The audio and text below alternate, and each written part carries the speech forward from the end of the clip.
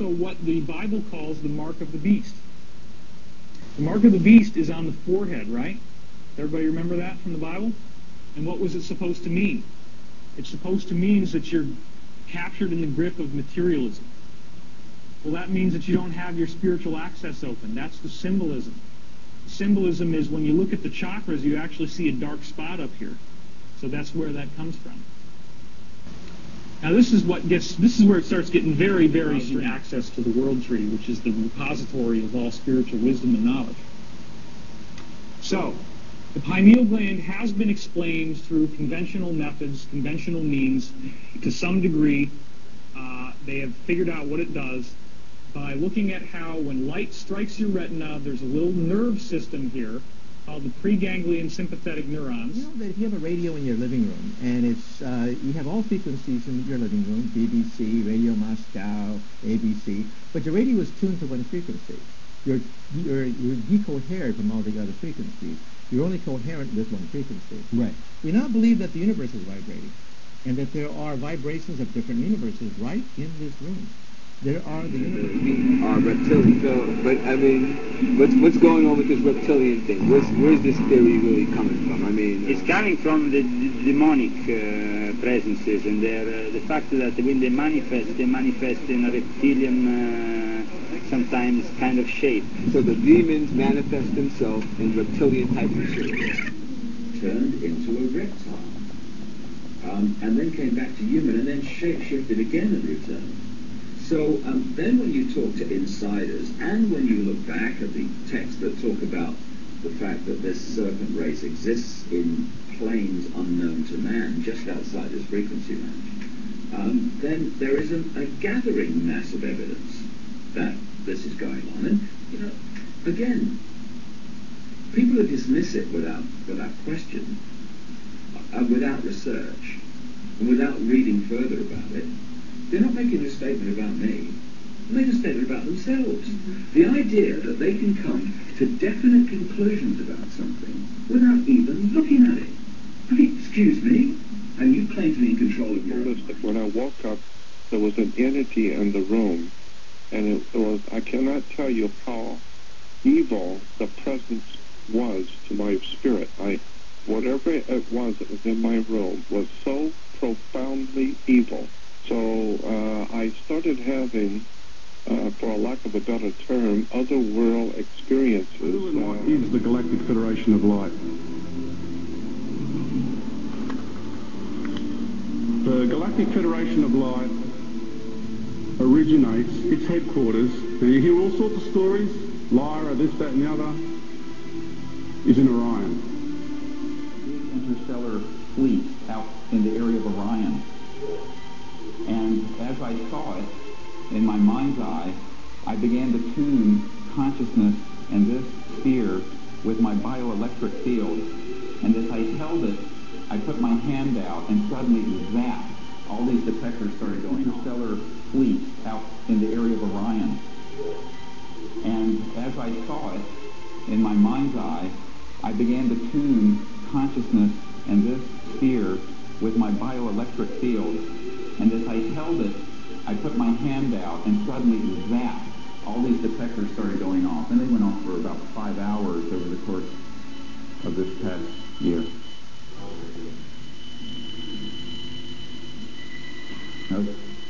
And these were going on at the same time, these objects coming through Orion.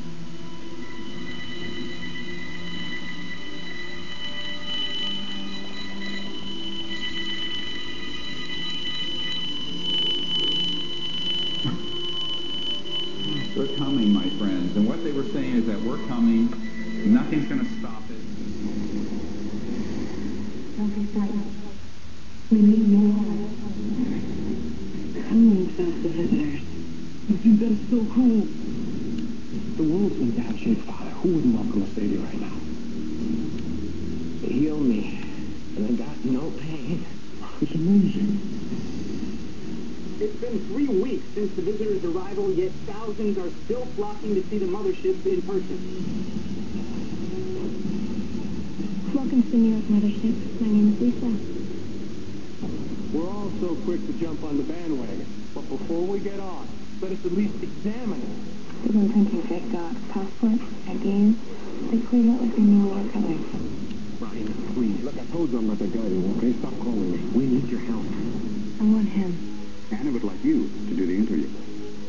That's the danger. Gratitude can morph into worship. They say that you two are obsessed with disease. You know what the bees?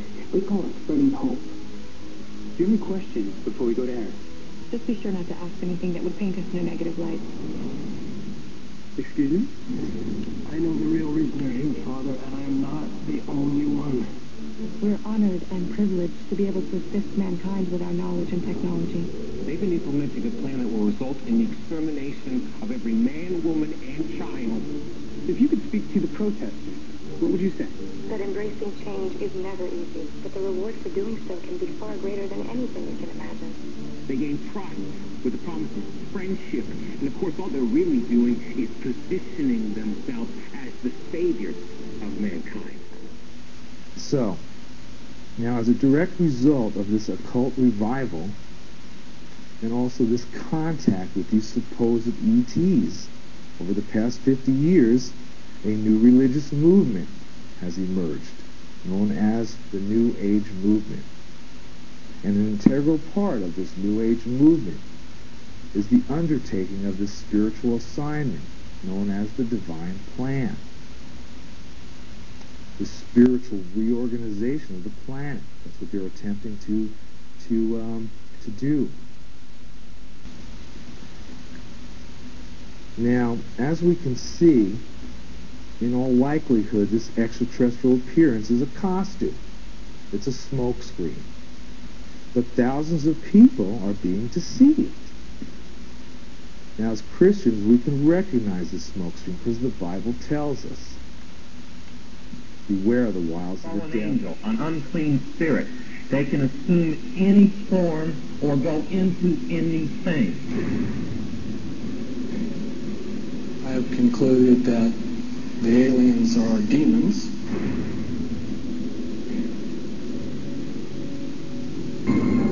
I know you would rant for the rest of the show just on the spiritual tip. But well, I got an interesting thing from the clinical side. The DSM-3, which is the Bible of the social workers, the new DSM-4 came out a couple years back, and they actually have it as a condition, demonic possession. And this is in the social workers' handbook. People have been involved with it. Is, you can come up with all these different theories, but nobody knows where it comes from. And the person that I took the training from actually made the comment, listen, I don't care if you read tea leaves, I don't care if you use a Ouija board, I don't care, what you do, crystal ball, I don't care what you do, as long as your information is good and valid and, and it's correct, and we can use it. His theory was, who cares how the information is gotten? And that, for me, that was a huge red flag, because I'm thinking, wait a minute here, Ouija boards? Really? I'm thinking, I thought what we were doing was scientific here. It shouldn't matter to you where that information comes from, and it better come from the Lord, or, we know where, there's only two places it can come from, Russ. But I want to make that point, and I want to make that very important to people, is that these guys that have been in it from the inception have no idea where it comes from. The Bible predicts the giving of non-human enhancements, counterfeit signs, wonders, abilities. The dark side can counterfeit all the charismatic giftings that God gives, a word of knowledge, a word of wisdom. So that's why I press the issue. It does have a source, and it's clear that the source isn't God, because it's constantly leading people away from and bringing a reframing and a complete revisional view of the Bible of Christ and so forth, even to the end of days. And that's what concerns me with a lot of it, because you got high school students now, accessing the videos and beginning to try to learn how to do this and go passive and open the mind. Now, John and I were talking, and I'm telling the folks in the chat room and others, we were talking the last week or so here, and I was sharing back when I was in a Buddhist temple before I came to Christ. That was what we were told. Go passive and wait for stuff to begin to come to you. And it may not have been like coordinate or controlled, but I mean, we were in a disciplined approach, and we were waiting. But he made no bones about it. This master that was teaching us from China, he made no bones about the fact that eventually you might feel things, you might get thoughts, you might get communication, you might go out and visit, you might get abilities, but eventually these ancient masters would come to you and begin to interact, and they might even want to get into your body. Now, have you heard any of the first generation guys talk about entities that they've engaged, or entities that engage them? It's funny you mentioned, Russ, they all talk about that, and I kind of poo-pooed that, and I didn't, I just thought, they're inviting them in, this is something that they're seeking, this is what I'm going to do, and I think I mentioned to you in a previous conversation, I was doing a remote viewing session probably, probably a year after I took the first part of the training, and I told you this story, Russ, and I'll gladly repeat it to the listeners. I was sitting at the table with pen and paper, and I literally felt something standing behind me, and it wasn't my imagination, okay? It got to the point where literally my body was bent over in the chair sideways because the thing was almost forcing me over, and I'm telling you, it was in the room, it was real, as real as that pen and paper that I was working with, okay? This was a real experience. This whatever it was, entity or whatever it was there, okay?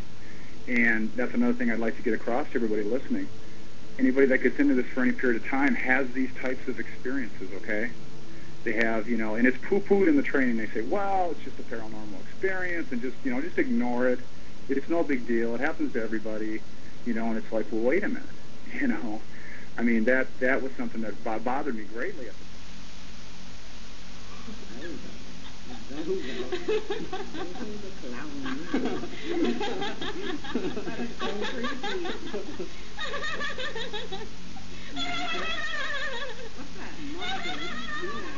Hey, Monica! Oh my God, Monica!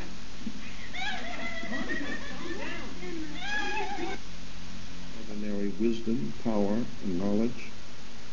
And consequently, I don't see them, if this be true, this is just an article of my belief, but if this be true, that there are entities here who are not completely human, but who are a combination of the divine and human, then I see no problem with this. I accept that there are powers over us, and I think that they will reward you for your diligence and your intelligence. If you intend to be stupid, then... Insect creatures all around. Again, one of my alien-type encounters under ayahuasca had these segmented insect-type eyes. Or being in an alien laboratory of creatures that probed one of the volunteers in some strange way. And this sense of just blasting through into another realm and encountering beings there who are expecting you to arrive. I mean, one of the very strange examples is where one of these volunteers, under the influence of DMT, meets a being who basically says, "I'm so glad that you've discovered this technology. Now we can communicate more often." A number of volunteers reported that similar experience. Now, is this personal inner space, or is something else going on here because of the transpersonal element of this, experiences that are shared by many, many, many people? And Rick Strassman, eventually he actually had to give up his research because it was so mind-blowing in the results, that his volunteers were meeting the same beings in the same realm. How could that be explained within the modern Western framework of understanding reality? Could it be that they were all getting this UFO imagery from our culture? Maybe they read the National Enquirer or watched, whatever. Could it be that? Well, no, because there's a work done with DMT and human volunteers in the 1950s Now, that's important because not a single abduction case was reported before 1961. Not one.